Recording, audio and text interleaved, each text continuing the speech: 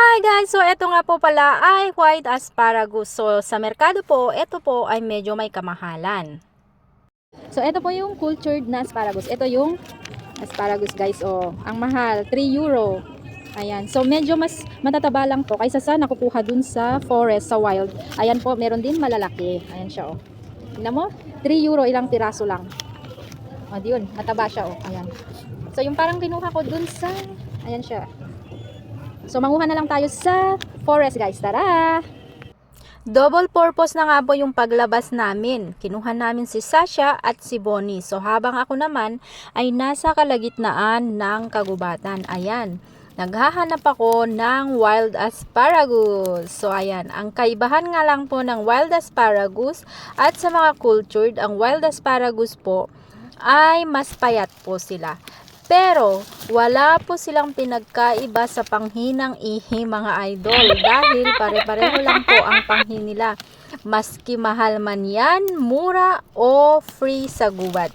Ganyan po ang asparagus. Mapanghi po talaga ang ihi mga idol. So ayan nga po yung mga pinagkukuha ko dyan na wild asparagus. Ayan, medyo nakarami na rin ako idol, o diba? Naglalakad-lakad lang tapos papasok ka sa loob ng gubat at maghahanap ka ng wild asparagus. Ang wild asparagus po kasi dito sa Spain ay tumutubo lamang po tuwing spring. Pa-spring to summer guys. So ayan nga po guys, kung saan-saan na ako nakarating. Tignan nyo naman ang aking mga pinaggagawa. At nagsuot na nga po pala ako dyan ng gloves dahil masakit po kasi sa kamay kasi may mga halaman po na matinik. So ayan guys, oh, para akong ewan dyan. Pero nangunguha ako ng wild asparagus. O tignan nyo, nakakuha na naman ako ng dalawa guys.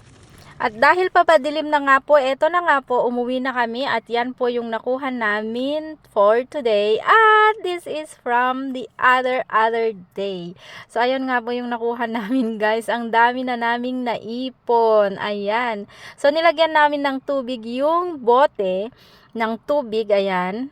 Ginamit namin yung mga bote ng soft drinks, tubig, ayan guys, panlagyan. Tapos, nanatili pa rin yung freshness niya guys. So, ayan no, 'di ba? Ang dami naming nakuha. Magtiyaga ka lamang. So, meron na namang papanghi ang ihi mamaya at paniguradong hindi po ako 'yon. So, ayun nga po guys, sineparate na namin yung maliliit at yung medyo mahahaba. Ayan So, siya. eto na guys, yung nakuha namin At na dahil nga wala asparagus. kaming Ayan. ulam guys, eto, ikakat na namin yung nakuha Tapos, naming ayan. asparagus. Ikakat na Ayan. namin. So, kukunin lamang po natin yung mga dulo nito, yung part na malambot, dun lamang po. O, ayan, nakat na po natin, 'di ba? So, hinugasan ko na po siya. Ayan.